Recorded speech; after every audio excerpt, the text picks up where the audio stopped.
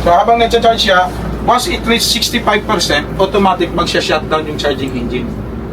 So takbo na naman tayo. Once na-consume ulit yung 5%, bababa ulit ng 60%, andar na naman siya automatic.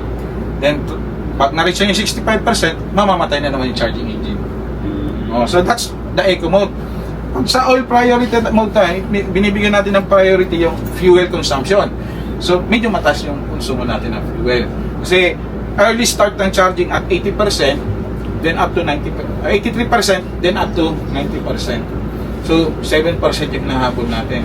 Tapos yung na-travel mo from the 100%, maiksi pa lang, around 20 pa lang. 17, start na siya. So yun, pabalik-balik yun.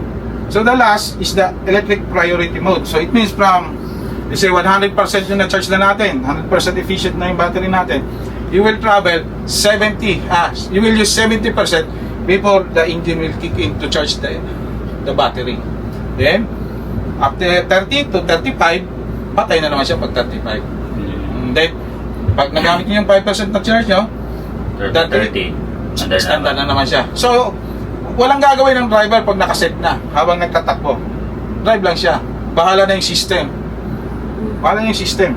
Then kapag once nasa ano tayo, let's say for example, there's a problem in the charging engine, you can use the electric vehicle or electric mode, pure electric only. So let's say there's a problem with the engine, charging engine, then you have still the charge, you can still travel using pure electric. Okay? Then once na nasa garage tayo, you want to charge the battery, wala tayong charging station, you can use the standby power generation or standby power charging, SPM. So pag park natin, neutral, parking brake, neutral, naka-ready, pindot tayo SPM, automatic na siya mag-charge up to 100%. Using the engine. Yes sir. Pero yun ang purpose ng SPM is for standby charging lang talaga. We don't use it para mag-travel. So kung pagdating ng mail place, pwede nilang pindutin yan para Yes, sir. habang kumakain sila, nag-charge. Yes sir, that's correct. That's correct. So, kung gusto nyo, in between the yung travel niyo sa route niyo, kung saan yung pinakamurang electricity, pwede kayo magtayo doon ng charging station if you want. Kasi may provision naman siya for plug-in plug-in charging. So, ganun lang siya, simple lang. Pero di pwede yung normal lang kuryente na ginagamit natin sir, no? Dapat medyo malaki. Kasi sir, medyo mataas ang battery namin, sir, yung charging namin, na charger namin is using 400 volts.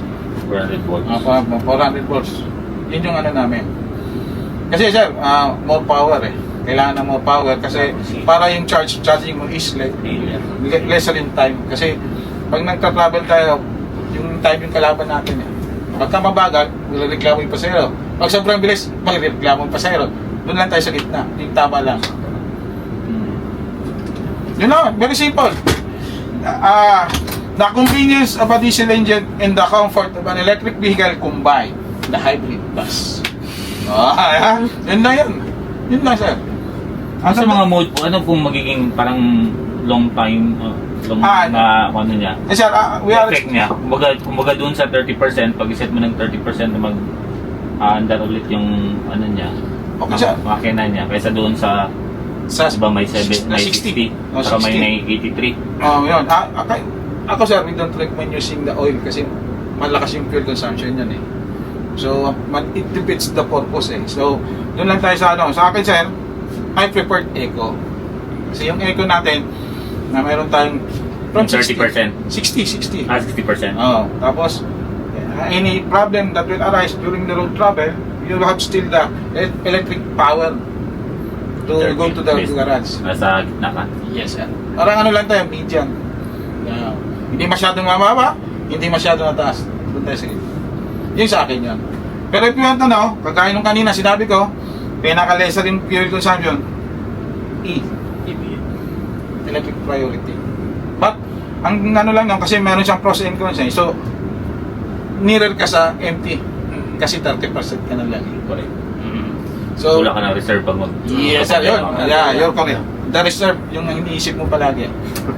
Hindi ka makakarating sa ano mo destination. Kasi, yung, alam mo yung yung business natin, para makarating dapat talaga sila Yun yan Pero yung consumption ng Sir, yung consumption natin, more or less, kasi during road test namin doon sa amin, mga nakariso kami ng 4.8 km per liter. 4.8 km. Kasi ba, as you can see, napakalit lang ng makina, 4 cylinder lang eh. Then compared doon sa conventional 6 cylinder, ang lalaki pa. Nasa Bataan, baka break pa kayo. Hindi ba makakasira yung parang patay andar yung Hindi sir, kasi actually parang lang siya, yung electromagnetics lang naman yung start and shutdown niya. Wala siyang starter. Wala siyang physical starter eh.